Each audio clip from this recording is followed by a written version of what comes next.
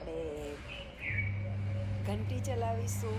પહેલાં નાના ફેમિલીની નાની ઘંટી છે. ઘંટી ચલાવતા ધ્યાન રાખીશું કે આપણા મણિપુર ચક્ર જે દુટીની બાજુમાં આવેલું છે કરોડરજ્જુ પર, એના પર સવિશેષ અસર પડે. હવે આપણે જોઈન્ટ ફેમિલીની મોટી ઘંટી જ ચલાવીશું. એ જ વસ્તુનું ધ્યાન રાખતા, શ્વાસ લેતા, શ્વાસ છોડતા, સીધી જે પણ ક્રિયા કરીએ એને વિપરીત દિશામાં પણ કરી લેવી, જેથી જે પણ અંગો પર સ્ટ્રેચિંગ થઈ જાય. હલેસા મારીશું. હલેસા મારતા પણ એ વસ્તુનું ધ્યાન રાખીશું. મણિપુર ચક્ર પર આપણું ધ્યાન કેન્દ્રિત રાખીશું અને શ્વાસ પર નજર.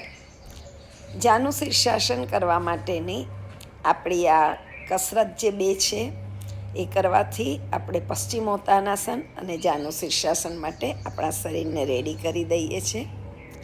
અને હા, એ પછી બોડી સ્ટ્રેચિંગ તો હોય જ. આના